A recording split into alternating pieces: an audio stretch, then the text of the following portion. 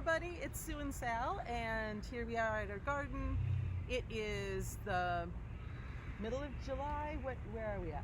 Middle of July? 14th, yes. It is the middle of July, and we are still in the middle of a really, really hot, dry summer. We did get a little bit of rain yesterday, which was awesome, but things are so dry that we really need like a good soaking rain. Looking back, we probably didn't even get a full inch of rain in the month of June, so the soil is just really, really dried out. So we've been watering really consistently, and so truthfully, if your garden is still alive, you're doing great because it's challenging when we get this little rain. So this week we're just gonna take a walk around the garden, see how things are going, and yeah, let's go check it out.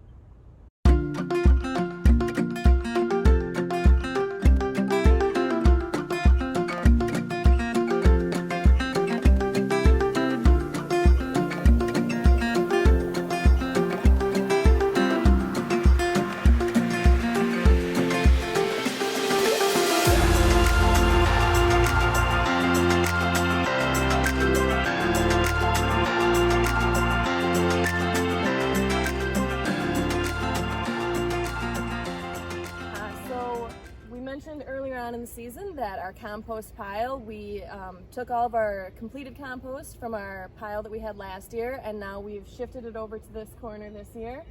So some more rain like we're hopefully going to get today, and some more heat and stirring, and we should be continuing to make compost from that. And then we also have our herbs we've been harvesting from for a couple weeks. So our basil is starting to get nice and bushy. We're making sure to pinch off all these tops. And just continuing to water the herbs because they can really quickly kind of just go to seed. So we're making sure to just give them a lot of water, trim them back, and enjoy them. Same with the cilantro. And then our dill here is starting to go to seed. So if you really like the fronds and eating the leaves, you can always just pinch off that seed top. But a lot of people, just want to let it go to seed, and then we can have some dill seed to, mix with our cucumbers, make some pickles or something like that. So here's an important pest that I just found on one of our Tithonias. So this little guy is a Japanese beetle. They can fly, and they can be pretty terrible and destructive to a lot of different horticultural crops as well as native crops. So if you see these guys, you will probably want to take care of them. I always recommend just hand picking and throwing into, like a jar of a mixture of soap and water, rather than using like the traps or any sort of chemical means. Sometimes the pheromone traps can just attract more. So that is my preferred method, but if you have these guys in your garden, you want to make sure to take care of them. And we did mention a couple weeks ago about succession planting. So there's still enough time in the year if you've got some really quick crops that you can put some seeds in and still get a harvest of like radishes or turnips or just some herbs. So we're actually planting some more cilantro seeds in this really small spot we've got here, so that when our first set of cilantro goes to seed, we'll have some more leaves coming in. And our garlic, we harvested some of the scapes so that the garlic bulbs would get bigger, but some of it we let go to seed. So this is just a really cool looking plant, really cool looking seeds. So if you're growing garlic, one way that you can tell it's ready to harvest the bulb is when these bottom leaves start dying back. So I usually harvest my garlic when maybe the bottom 3 or 4 leaves have died back, and that should indicate that there's plenty of like dried outer papery skin on it so that you can dry it and it'll store for a really long time. Otherwise, at this point, we're into July, so at any point that if you want to harvest your garlic, it's going to be full size and ready to go. So let's take a look at our tomatoes. We just have the tomato cages around them. Sal's been doing some pruning, so they're in good shape. I just want to point out, if you got one of the garden trays, we did end up with one tomato variety that is a dwarf variety. And that plant is really actually meant to be grown in a container, and so it's very small and compact. So yeah, just wanted to point that out. There's nothing wrong with this plant. It's just that it was meant to be grown in a container. And then the other thing I want to point out, we have something very interesting going on with one of the cherry tomato plants.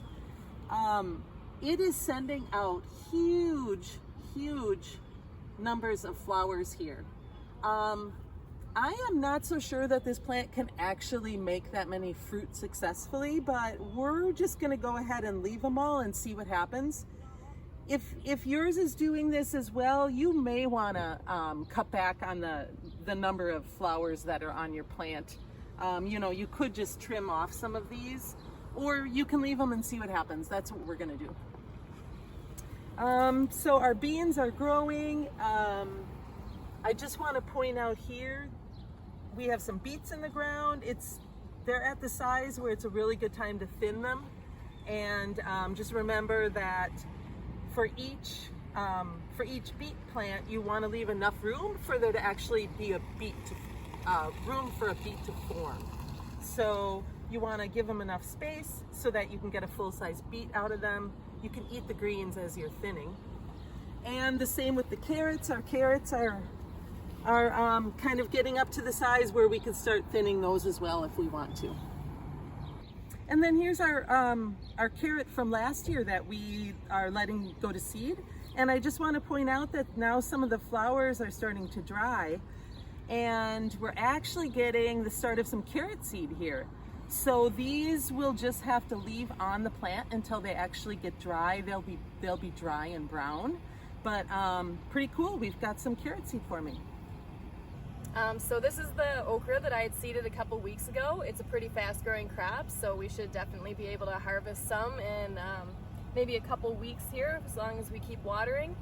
And I did plant 2 seeds in each spot, so I am just going to pull out the smaller of the 2 plants in each spot, and that is going to allow the remaining plant to just have enough space to get big and thrive. And then we had also direct seeded some dill here. So these are just starting to come up, much like carrot flowers. They're tiny. So I'm just gonna weed any of the weeds that I can identify in here and give them more space to keep germinating. We also direct seeded some zucchinis. So these are just starting to put on some like flower buds, but it's gonna take a little while before they actually grow flowers. But those should be coming in also pretty soon. And then we've got a couple more short rows where we just seeded some really quick growing crops. So we've got some more carrots, and then we've got some radishes. And this row, the seeds didn't germinate, so they were old or, you know, just didn't get watered at the right time. And that is not a problem. We're just gonna throw in some more seeds here and just keep our space filled up so that we can produce as much food as possible throughout the year. And then our kale, on the other hand, is definitely big enough that we're going to start harvesting it. We do have a few just kind of yellow dead leaves around the base. So those we're just going to pull off and just compost these. And we had mentioned a couple weeks ago with the herbs that we want to be harvesting from the tops. We want to be pinching back any like flower heads so that we can encourage branching and, you know, have more leaves to eat. The kale, on the other hand, we want to do the opposite of that. So we want to make sure we're harvesting the leaves around the base of the kale and leave that one single growth point so that it can keep sending up new leaves. So we're going to take a look at our bean trellis here. As you can see, the beans are starting to do their thing and crawl up the trellis. If you are trying trellising pole beans like this, if you're finding that they are starting to flop away from the trellis, kind of like these are, you can sort of gently push them back and see if you can get them to hold on.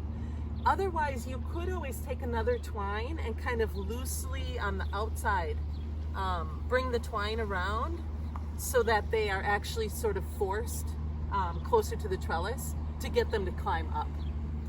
So these are looking great. The last thing we're going to point out is the spinach. So we had let some spinach in the ground to go to seed, it's starting to make seed now. And a lot like the carrots, you're going to want to let it actually dry in the garden. But we'll keep an eye on it so that it doesn't get so dry that it all just drops. This is starting to get dry enough to actually bring it in. Well, thanks for joining us this week. We hope all of your gardens are doing okay and you're just keeping them really well watered during this summer. As always, you can subscribe to this YouTube channel so that you're notified when new movies like this come out. We want to keep producing content for free like this, so if you feel like you'd like to donate, please visit the Farm Table Foundation website and click the donate button on top of the screen. And otherwise, thanks for joining us, and we will see you next week. Bye.